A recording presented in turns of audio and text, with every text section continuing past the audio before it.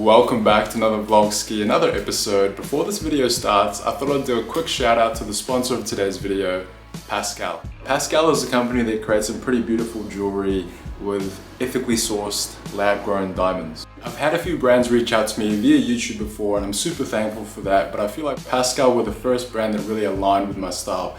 And I had been in the market for a watch and these guys definitely fit the bill. Pascal were kind enough to send me 2 watches of my choice. And of course I went with the timeless classic watch in this kind of cool avocado-y colorway. For my second watch I chose the beautiful oval bubble diamond watch in the salmon dial colorway. So thank you once again Pascal, and thank you to Iris from the marketing team for reaching out and sending through those watches. Honestly, I love them to death. I've been wearing them pretty much every day to work, every type of occasion, and I highly recommend checking these guys out. And if you're interested in purchasing a watch or any piece of jewelry from Pascal, you can actually get a 15% discount off using the discount code that's in the description box of this video.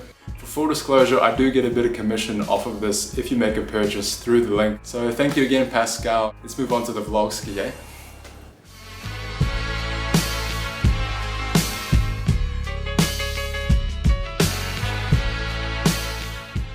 Welcome back to another vlogski, another episode. Give me a sec.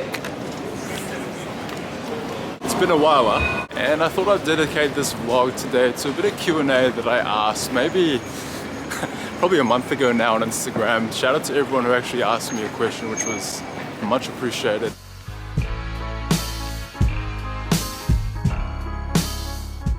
Crisp evening, afternoon.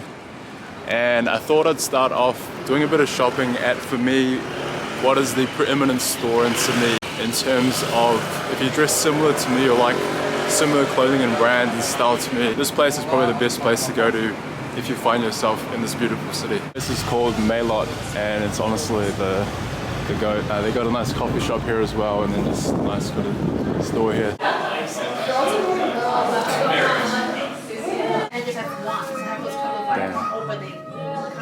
Pretty good fit, Porter Classic, soft denim.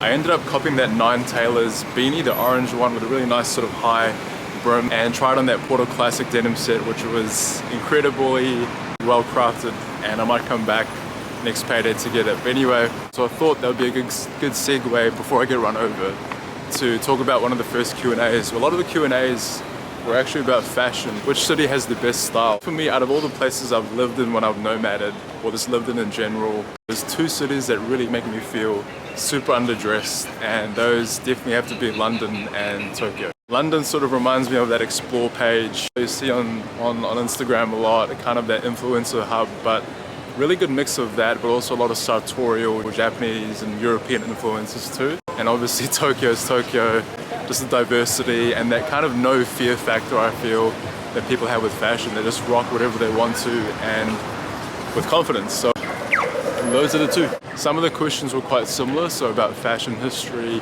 fashion influences, where do you get your style inspiration from? After high school, so high school I was wearing uniforms the whole time, and it wasn't until university I started shopping for myself. Did a lot of fast fashion, $5 tees, experimenting with scoop necks, v-necks, crew necks, long tail tees, long line tees, that type of genre of clothing. And then after a while I started buying more branded stuff, more New Zealand design brands like I Love Ugly, for example, Huffer, and started spending a bit more money on some garments. But 100%, 120%, the biggest influence on my fashion history or the way I dress right now was my first trip to Tokyo and Korea to Seoul with my boy Keith after university at the end of 2014 / start of 2015. This honestly changed my life. I thought I was relatively well dressed coming from Auckland. I was still wearing skinnies at the time, still doing pin rolls at the time, but going to Tokyo, just seeing these silhouettes of bagginess, crop, different type of proportions, people just pulling off the most random as colorways, but in the most perfect way.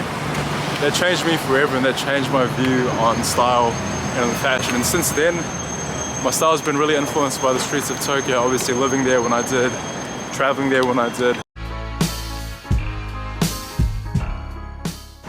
Oh, okay. We have to go this way, okay. And one of my favorite stores here in Sydney called Big Trouble Store. Stock a lot of engineered garments, needles, Tom Morrison, bit of Parabird I think as well, that type of genre of clothing. So Gonna go inside, see what they have, and answer some more Q&A after that.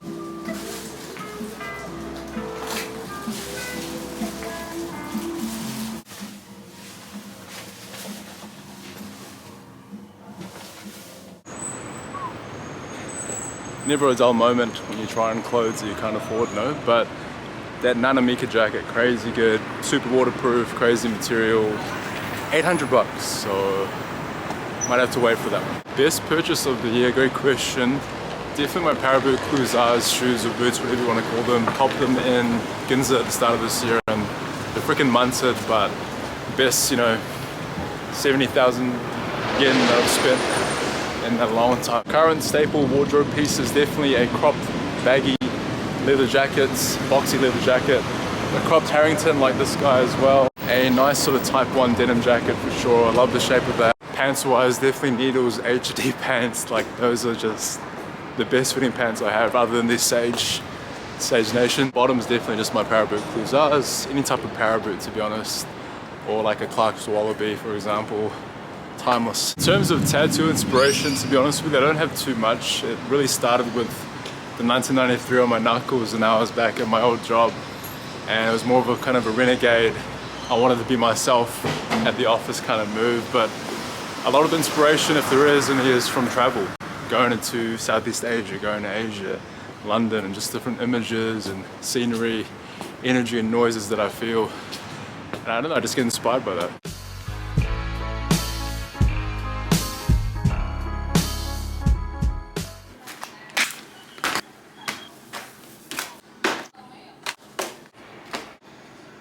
And this is today's finished product, so I just got my steak, 230 grams of steak, basa fillets, bit of pepper, parsley, chili flakes, broccolini and mushrooms with some oyster sauce, mashed potatoes, and an egg that has way too many chilies, so there you go.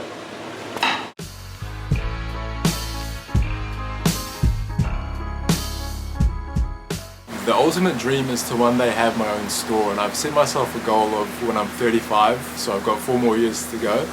It's going to be a combination of vintage curated items that I'm going to curate, curating a lot of local designers to support locals as well. Even things like beauty, makeup, homeware, just to cater to everyone pretty much. And the kicker is going to be a ramen bar in one corner and a sushi bar hopefully in the other corner. And the inspiration for that's pretty much my time in Tokyo. When I was living there, I'd go shopping and then I'd get some good sushi or good ramen or good food, and I kind of want people to experience that when they go to my shop.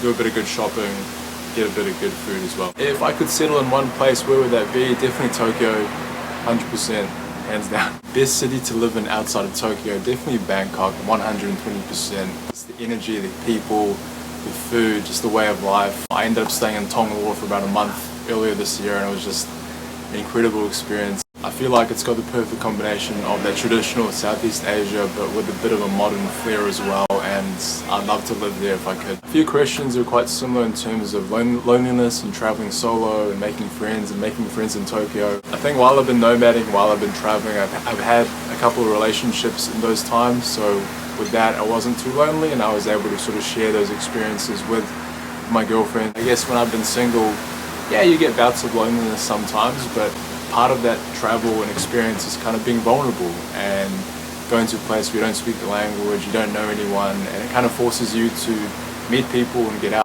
When I've been single and doing all this nomad stuff, yeah, I've been on the dating apps a bit and you just meet some really good people. Luckily I've met some really cool, really wholesome people, and you kind of learn from every experience you go to, as long as you have the right intentions, no agenda, and just go in it trying to have fun and meet someone new. In terms of meeting people in Tokyo, yeah, it's a bit more difficult. I guess people are more isolated in a certain sense. I think I was super lucky though in terms of 3 kind of ways of making mates in Tokyo. One was through work. When I originally went for work 5 years ago, I was able to meet some really good people in the office. Shout out to Alice. Another way has been through social media. I guess people who have subbed to the channel, wanted to reach out, people on Instagram who you follow and they follow you back, and you just get a certain vibe and you know, sense of who they're going to be when you meet them in person, and it's been another really cool way of meeting and making new mates. And the last way, and I think the one that I've really learned the most from, particularly this year, was through Sarah, my ex. Just obviously with us being together, I got to meet her mates and her circle of friends, her community in Tokyo, and I guess the places they go to, all the events, going to the snow for example. And that's something I'm always going to be grateful for in terms of being able to experience my favorite city in that way through her and through her mates and her networks and her way of life and lifestyle too. So those are probably the 3 ways that I was able to make friends in Tokyo. The original plan this year was actually to end the Nomad in Tokyo, be based there for this year and pretty much long time, and stop traveling around as much. Yeah, a few things I guess didn't go according to plan. Unfortunately, Sarah and I broke up a couple months ago, which is very sad, and I'm still moving on, to be honest with you. But irrespective of that, I still wanted to stay in Tokyo. I wanted to stop contracting, stop freelancing, get a full-time office job, but I just unfortunately couldn't find a job because one, my Japanese isn't at a business level, if anything, and the tattoos didn't help, I guess, with getting an office job as well. I guess the focus right now is being here in Sydney. My little brother's here too, which is I guess the main reason why I'm here, and just getting a routine together, working on myself. So many things I need to work on and learn from breakups and just traveling. And yeah, I'm sure I'll be back in Tokyo at some point. That's the goal. But yeah, for now I'm going to be in Sydney, give it a proper go, and see what where life takes me in 2024. And that's pretty much it for today's vlogs. Yeah, I really appreciate the support. I wouldn't have gotten that sponsorship from Pascal if it wasn't for people who've been watching the vlogs and supporting the channel. So thank you so much once again. I'll promise I'll be a bit more consistent. I am going back to Tokyo for a wedding in about a month's time, so can't wait to be back and then see my mates, food, fashion, shop. So I guess we'll see you in the next vlogski.